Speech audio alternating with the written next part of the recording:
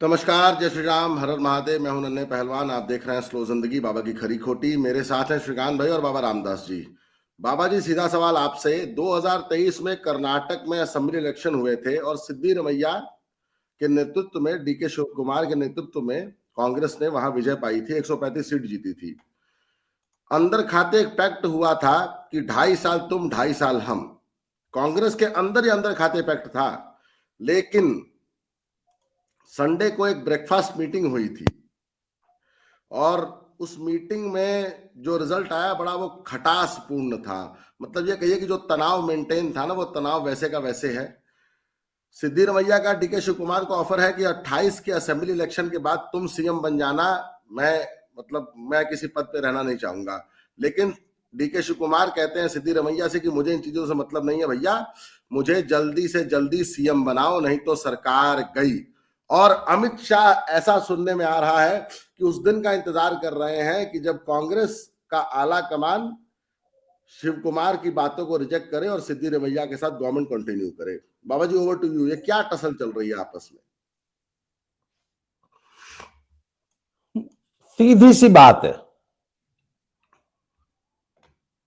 राहुल गांधी में इतनी ताब ही नहीं है, वो क्वालिटी ही नहीं है कि वो अपनी पार्टी के अंतर्द्वंद्वों को सॉल्व कर सके। और मैं आपको ना एक किस्सा सुनाता हूं। इस कहानी को सुनने के बाद आपको सारा जो सिनेरियो है वो बड़ी आसानी से समझ आ जाएगा। पुराने जमाने में जब स्नोमोबिल्स नहीं होते थे, तो ये जो बर्फीले प्रदेश है ना, इनमें स्ले चला करती थी। कुत्ते जो है, एक लकड़ी की गाड़ी होती थी जो घिसटती थी बर्फ पे, उसको खींचते थे। तो उस जमाने में आपको याद होगा, अलास्का में बहुत ज्यादा गोल्ड की एक्सप्लोरेशन हो रही थी, सोने की खदानें मिल रही थी और लाखों लोग जो है उधर मूव कर रहे थे।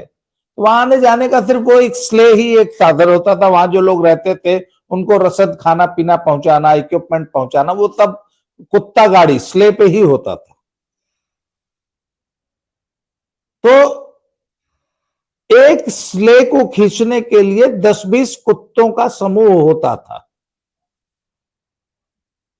तो उसमें होता, जो फॉर्मेशन होती है ना स्ले वाली, वो आगे एक कुत्ता जो लीडर होता है वो खड़ा होता है, फिर उसके पीछे दो दो के पेयर में स्ले डॉग्स खड़े होते हैं और उनके पीछे स्ले बंधी होती है। और जो सबसे आगे जो पैक में डॉग होता है वो लीडर होता है पूरे पैक का। अब सबसे आगे कौन खड़ा होगा ये मालिक डिसाइड नहीं करता, वो कुत्ते आपस में डिसाइड करते हैं कि इस पूरे पैक का लीडर कौन है। और वो डिसीजन कैसे होता है? तो भैया, इस धरती पे कौन तगड़ा है, इसका एक ही तरीका है, जिसकी छाती में जोर है वो तगड़ा है। रात को लड़ाई होती है, रोज रात को लड़ाई होती है, और जो पटक के छाती पे चढ़ जाता है वो एक स्टेप आगे चला जाता है। अब 20 कुत्ते हैं, उसमें एक लीडर है और बाकी 18-20 और है ना, उसमें भी लड़ाई होती है। एक के पीछे एक खड़े होते हैं तो एक स्टेप करके आगे बढ़ता है।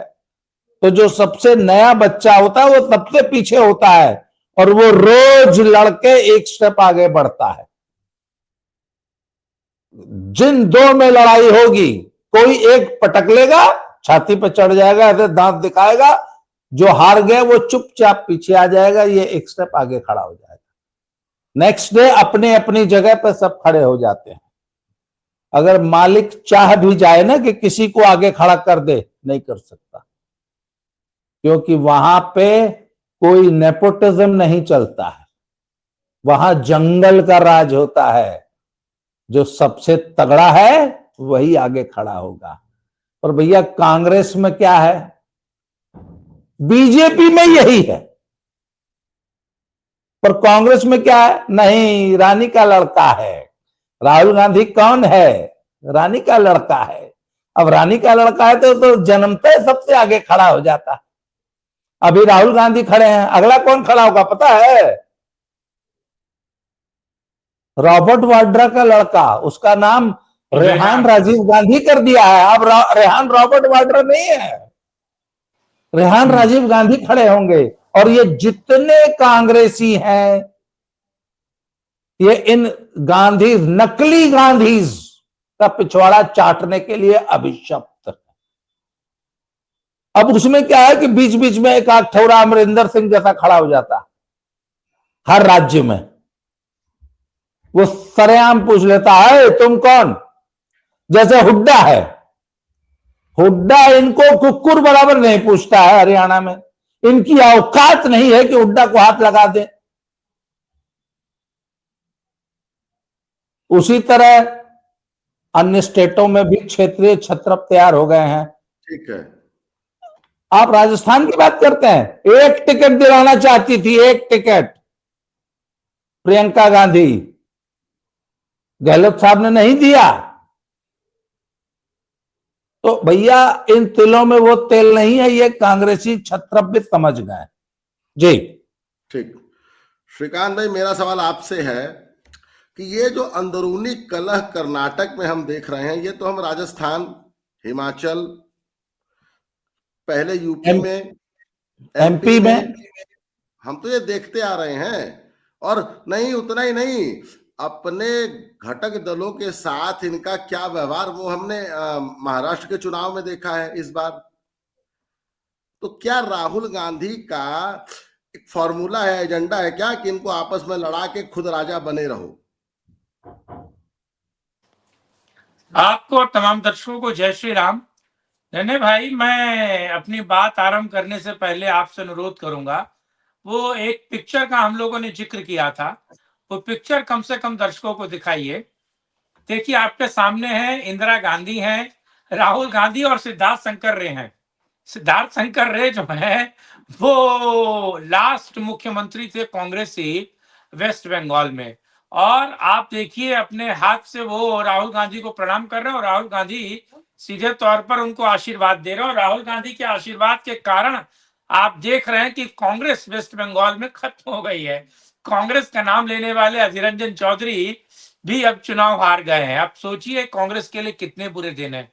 और कहा जाता है कि जहां जहां पांव पड़े संतन के, तो राहुल गांधी एक अनोखे और एक ऐसे महान संत हैं, जहां जहां इनकी रज पड़ती है वहां खेल हो जाता है। और वो खेल कांग्रेस के विरोध में ही होता। अब मैं जरा कर्नाटका पे आता हूं। कर्नाटका में दरअसल सिद्धरमैया और डीके शिव कुमार के बीच अब टसल बहुत बड़े पैमाने पर फैल गई है। आपको पता है कि मैं पिछले हफ्ते में ही डीके शिव कुमार भी मिलने आए थे और सिद्धरमैया भी मिलने आए थे। 10 मिनट का समय सिद्धरमैया को मिला और सिद्धरमैया ने कहा कि साहब, मैं कैबिनेट को फिर से विस्तार करना चाहता हूं, कुछ मंत्रियों को हटाना चाहता हूं, कुछ मंत्रियों को लाना चाहता हूं। तो राहुल गांधी ने कहा कि ठीक है, गो एंड मीट। कांग्रेसी जो अध्यक्ष है, राष्ट्रीय अध्यक्ष, और कर्नाटका से ही आते हैं, उनसे मिलने के लिए कहा गया। खैर, अब डीके शिव कुमार आए। डीके शिव कुमार खुद जाकर राहुल गांधी से मिलने की कोशिश की है, लेकिन डीके शिव कुमार राहुल गांधी से नहीं मिल पाए। यानी कि आप सोचिए कि क्या इस आग को हवा देने की कोशिश राहुल गांधी कर रहे हैं। जिस तरीके से डीके शिव कुमार वोकालिंगा, जो एक तरीके से बहुत बड़ा वोट बैंक है कर्नाटका में, उसके गुरु, उनके मठों के गुरु इस बात को कहते हैं कि वोकालिंगा ने बहुत इंतजार कर लिया और अब सिद्धरमैया को सीट छोड़नी चाहिए और हमें अपना मुख्यमंत्री चाहिए। लेकिन डीके शिव कुमार उनके मुंह से बयान देते हैं, दिलवाते हैं। डीके शिव कुमार कल की डेट में आपने देखा एक्स पर एक पोस्ट करते हैं कि वाक्य की गरिमा बनी रहनी चाहिए। यानी कि जो बात जिसने कही, शब्द शब्द ब्रह्मा और शब्द की गरिमा बनी रहनी चाहिए। यानी कि वो राहुल गांधी और कांग्रेस के आला कमान को ये बात याद दिलाने की कोशिश कर रहे हैं कि वो जो 2.5 साल का फॉर्मूला तय हुआ था, वो अब वक्त आ गया है कि आप उसको वापस करें। अच्छा, दिक्कत क्या है कि अब ओबीसी समुदाय से आते हैं सिद्धरमैया, और सिद्धरमैया को हटा ले राहुल गांधी, और राहुल गांधी पूरे देश में नाच नाच के ओबीसी ओबीसी ओबीसी की बात कर रहे हैं। तो कहीं ना कहीं ये भी उनके लिए दिक्कत हो जाएगा। और कर्नाटका की पूरी राजनीति वोकलिंगा और अलिंगा के बीच है। अलिंगा यानी कि अल्पसंख्यक और लिंगायत समुदाय और तमाम जो ईवीएस है उसके बीच। और सिद्धरमैया दरअसल एक और मैं कर्नाटका भवन एक दिन बैठा हुआ था, और कर्नाटका भवन में कर्नाटक एक बहुत सीनियर जर्नलिस्ट थे, वो भी इस बात को बता रहे थे कि दरअसल जब जब डीके शिव कुमार शतरंज खेलने की कोशिश करते हैं, सिद्धरमैया फुटबॉल खेल जाते हैं, और जब फुटबॉल लेके डीके शिव कुमार आते हैं तो सिद्धरमैया क्रिकेट खेलने लगते हैं। यानी कि सिद्धरमैया का पार पाना डीके शिव कुमार के बस का नहीं है।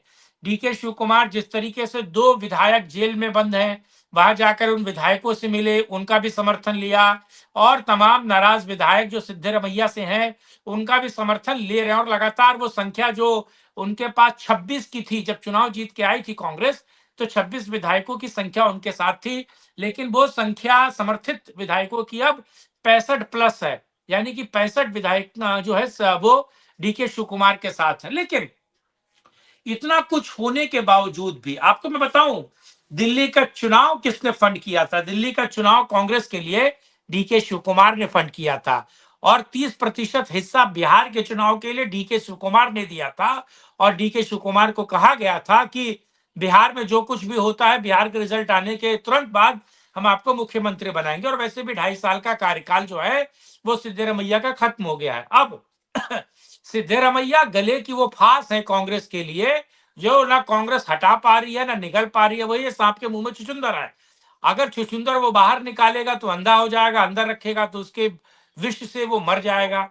और ये दिक्कत जो है कांग्रेस के लिए बड़ी है। और इस बीच मोटा भाई जो है वो उनके लिए खेल का सामान आ गया है। दरअसल मोटा भाई कहा जा रहा है कि डीके शिव कुमार से टच में है। डीके शिव कुमार के भी हालचाल जानने की कोशिश की।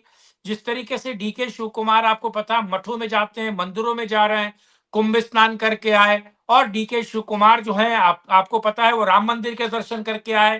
तो और डीके शिव कुमार ने मुक्त कंठ से जग्गी वासुदेवा के प्रोग्राम में आपको पता है, और नरेंद्र मोदी के साथ मंच साझा किया, अमित शाह के साथ भी वो मंच साझा कर चुके हैं, और वो नरेंद्र मोदी की भूरी भूरी प्रशंसा भी कर चुके हैं। तो दरअसल दाल में काला नहीं है, मुझे तो पूरी दाल काली लग रही है। और इस बात का पूरा भविष्य मुझे सीधे तौर पर दिख रहा है, सीधे तौर पर, कि आने वाले 1 से 1.5 महीने के अंदर कर्नाटक में बहुत बढ़िया नाटक होगा। और जो कर्नाटक है कि नाटक करो, वो कर्नाटक में बिल्कुल क्लियर कट सा दिख रहा है। क्यों? क्योंकि अगर सिद्धरमैया डीके को समय नहीं देते हैं और उनको अपनी जगह नहीं देते हैं, पोस्ट नहीं देते हैं, तो कहीं ना कहीं कर्नाटक की सरकार गिरेगी और डीके इधर आएंगे। लेकिन इस बीच खड़गे साहब आपको पता है, खड़गे साहब सिद्धरमैया के पक्ष में हैं। क्यों? खड़गे डीके के साथ नहीं है, क्योंकि खड़गे चाहते हैं कि उप मुख्यमंत्री उनके बेटे प्रियांक खड़गे को बनाया जाए, और इस बार कैबिनेट को रिशटल किया जाएगा, रिसफल किया जाएगा। तो जब रिसफलिंग होगी कैबिनेट की, तो उसमें सीधे प्रियांक को बड़ा पोस्ट, बड़ा मंत्रालय और डिप्टी सीएम का पद मिलेगा।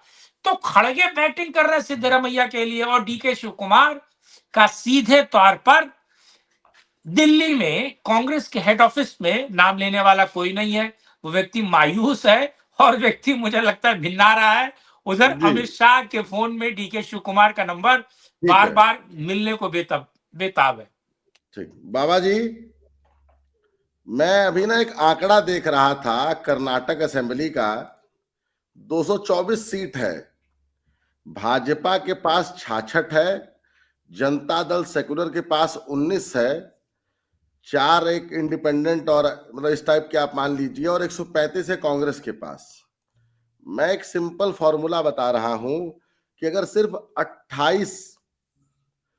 28 विधायक अगर टूट जाएं कांग्रेस के, मतलब डीके शिव कुमार अगर 28 विधायक तोड़ लाएं, तो भाजपा, जेडीएस और डीके शिव कुमार मिलकर सरकार में आ सकते हैं।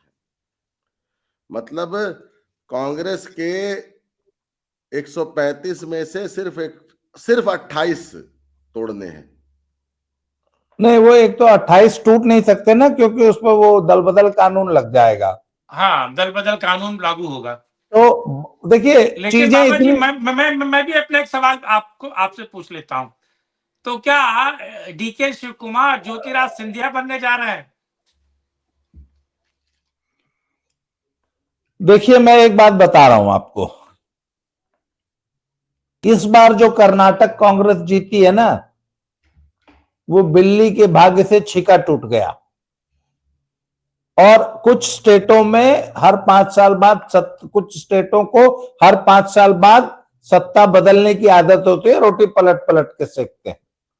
इस बार कर्नाटक में कांग्रेस की बारी थी, और बहुत से स्टेट ऐसे हैं जो धीरे धीरे अपनी इस आदत को सुधार लेते हैं।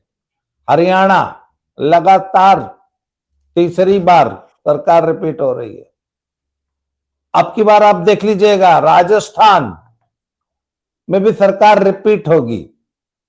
एमपी लगातार सरकार रिपीट कर रहा है।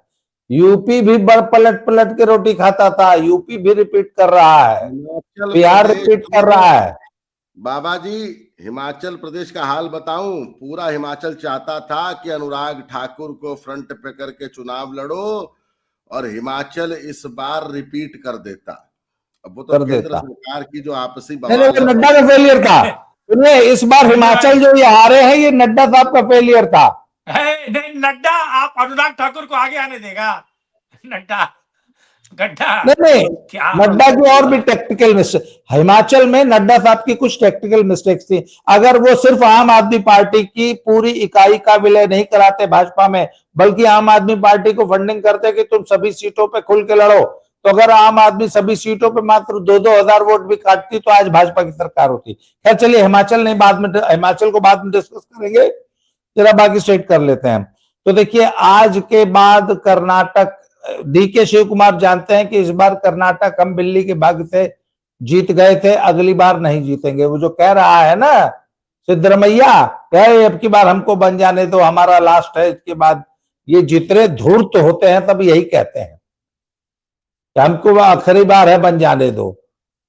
ये सब इनका कभी आखिरी बार नहीं आता। अब आगे सुनिए मुझसे। एक बार इसी तरह हेमंता विश्व शर्मा भी राहुल गांधी से टाइम मांग रहे थे, तो राहुल गांधी 3-3 महीने हेमंता विश्व शर्मा को टाइम नहीं देते थे। एक बार जब टाइम दिए, तो जब हेमंता अपना अपना दुख भरी कथा सुनाने लगे, तो राहुल जो है पिड्डी के साथ खेल रहे थे, और पिड्डी का जूठा बिस्किट जो है हेमंता को खिलाना चाहते थे। हेमंता वहां से उठ के चले आए और भाजपा में चले आए। आज भाजपा के सबसे होनहार सीएम है। जिस तरीके, अच्छा राहुल गांधी फिर टाइम नहीं दे रहा है। डीके शिव कुमार राहुल गांधी से टाइम मांग रहा है, राहुल गांधी टाइम नहीं दे रहा है। कल को यही डीके शिव कुमार जी, पुराने भी लीडर थे ना साउथ के, जिनको इंदिरा गांधी ने टाइम नहीं दिया था, तो उन्होंने आके यहाँ मतलब पूरा एक आंदोलन खड़ा किया था और इंदिरा गांधी को जड़ से खत्म कर दिया था। एनटी रामाराव। नहीं, वो एनटी रामाराव का किस्सा है। कांग्रेस के चीफ मिनिस्टर थे कोई मिस्टर रेड्डी, मुझे नाम भूल गया है, गूगल पे श्रीकांत भाई सर्च करके बताएंगे। वो आए, 10 दिन दिल्ली बैठे रहे, इंदिरा गांधी ने उनको मिलने का टाइम नहीं दिया, बैरंग वापस चले गए आंध्र प्रदेश। तो एनटी रामाराव ने इसको एक मुद्दा बना लिया कि अच्छा सला आंध्र प्रदेश का चीफ मिनिस्टर तेलुगु वो आत्मसम्मान का वो होता है, प्रतीक है वो, हमारा चीफ मिनिस्टर है तेलुगु लोगों का, और तुमको साले को इतनी फुर्सत नहीं कि 10 दिन से बेचारा टाइम मांग रहा है, दिल्ली में बैठा है, और तुम उसको इतनी बिजी हो गई हो कि तुम टाइम नहीं दे सकती।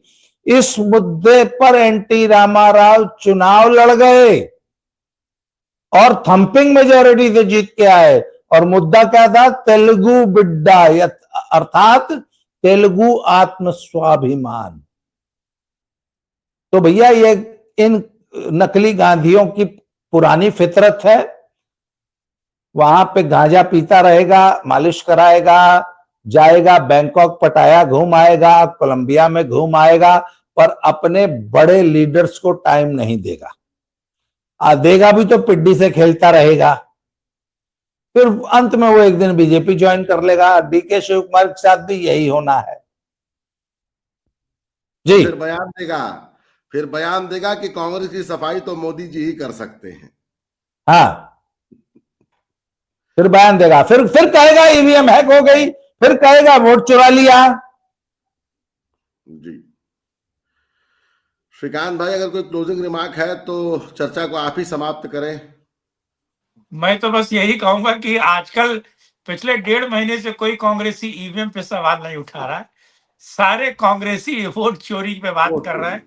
यानी कि ईवीएम अपनी इज्जत बचा चुकी है और जो वोट चोरी वाला है एसआईआर, उसकी इज्जत धीरे धीरे जा रही है। मैं अंत में यही कहने जा रहा हूं कि दरअसल महज 1 महीने के अंदर आप अच्छा, आपके साथ भी हुआ होगा, आप फोन लेकर बैठे हैं किसी का नंबर निकाल के और आप सोच रहे हैं कि कॉल करूं कि नहीं करूं, क्या यही मुझे कॉल नहीं कर देगा, क्या इसी का कॉल नहीं आने वाला है। तो ऐसा मोटा भाई और डीके शिव कुमार के बीच हो रहा है। हाँ, यही हो रहा है। देखिए कौन किसको पहले कॉल करता है। बात बननी जरूर है, बस बात बनने वाली है। और मुझे लगता है कि अगर 28 विधायक इस्तीफा भी दे देंगे तो भी बात बन जाएगी, री इलेक्शन हो जाएगा ना, और चुनाव आयोग तो साथ में है। श्रीकांत भाई, बाबा जी बहुत धन्यवाद आपका, आप दोनों ने समय दिया। जय श्री राम, हर हर महादेव। जय श्री राम।